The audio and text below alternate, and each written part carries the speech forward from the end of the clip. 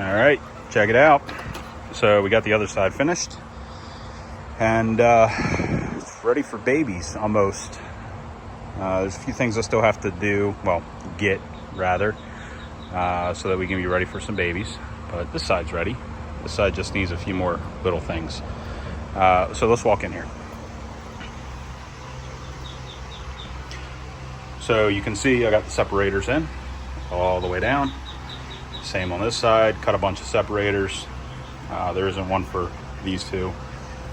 No real need for those yet. I think they're laying over there in the pile of shit. So the things I need to do on this side should be pretty obvious. I got a bunch of these J feeders still in my Jeep, so I'll hang those on this side. The other thing I need, notice it's a little bit empty below it. I need to get some concrete bins for the waste pans. You can see this one has one in it. That one doesn't. Just need to put those in there and they'll be ready. Some of the other things that need to be completed as well. You'll notice I still have a bunch of cords hanging. I need to run a main line down here for lights. All these lights need to be plugged in. Once I get those plugged in, we'll have plenty of light in here. And then I need to build tops for all these. I think I said this in my last video. Thinking separate tops for each individual one. These are off my old brooders. They work fine for what they are for right now, to keep mainly the quail in here, because they're super flighty, even for a couple week old quail. The ultimate goal is to run power down the back of this for heat lamps or brooder panels, and cameras, of course, and a water line as well, so I can plug in water in each individual one so they can each get water, and I don't have to do stuff like that. You'll notice the floor is a little dirty. This is meant to be a clean area. So the problem with quail, they get in these J feeders and they fling shit all over the place. It's stupid. Quail suck in that regard. They just make a huge mess. Most of the stuff in their concrete bins or pans or whatever is going to be feed. So I'm wasting a lot of feed to these quail, and that's really not cool. Looked up some different types of feeders. One is like a shoebox type container that you cut 2 big holes in the top and put 4-inch PVC in, cut little notches in the bottom of that PVC, and then the sides of the shoebox you put some port feeders, so they have to stick their heads in and down to get feed. And it seems like whenever quail eat, immediately as soon as they touch the feed, they flick backwards, and that's part of what this mess is from, the quail flicking all the feed backwards. So the fact that they have to stick their heads in and down into the feed, they can do all the flicking they want, it'll stay in the container, and that's really what I need to do.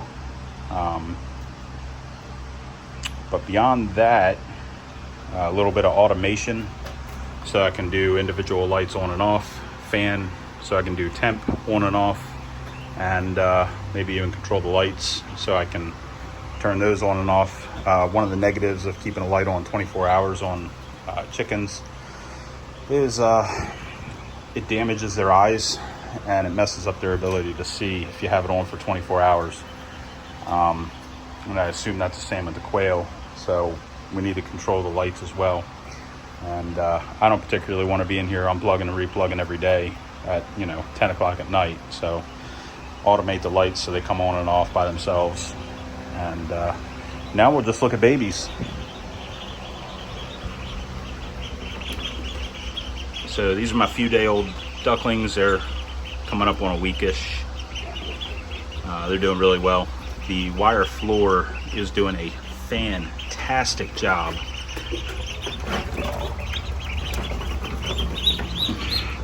Look at them little feet. They're, if it would focus,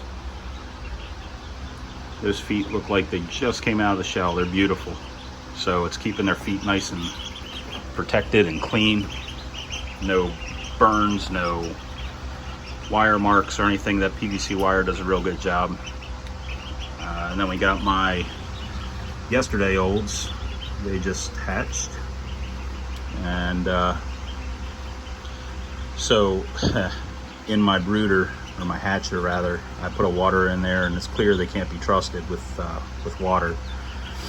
I came back and I checked them. They were all soaking wet, miserable looking. So I cracked my door open, put some towels on the bottom, and let them dry out for a few hours.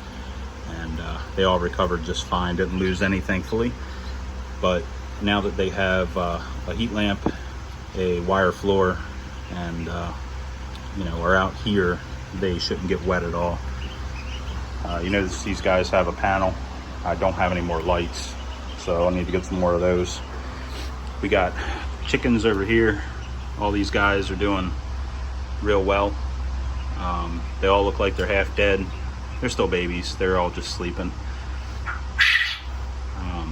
And then we, of course, have all the quail.